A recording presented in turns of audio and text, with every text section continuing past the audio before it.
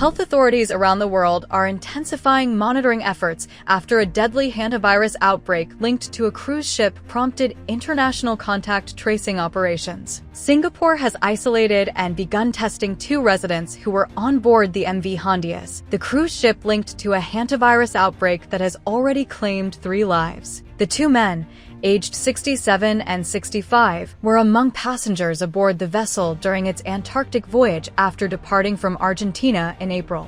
Authorities say one passenger has mild symptoms, while the other remains asymptomatic. Both are currently being monitored at Singapore's National Center for Infectious Diseases. Health officials say the risk to the wider public remains low. The outbreak aboard the MV Hondius has triggered an international response, with countries tracing passengers and crew who disembarked before the virus was detected. So far, 3 people, a Dutch couple and a German national, have died, while several other confirmed and suspected cases are being investigated. Hantavirus is typically spread through rodents, though certain strains can rarely transmit between humans. Singapore authorities said the 2 residents had also traveled on the same flight between St. Helena and Johannesburg, as a passenger later confirmed to have the virus. That individual later died in South Africa. The World Health Organization has stressed that the outbreak does not pose the kind of threat seen during the COVID-19 pandemic, despite ongoing concern over possible human-to-human transmission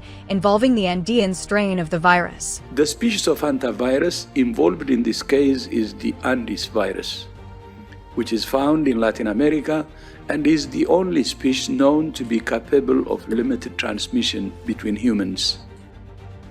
None of the remaining passengers or crew on the ship are currently symptomatic. WHO is aware of reports of other people with symptoms who may have had contact with one of the passengers. In each case, we're in close contact with the relevant authorities.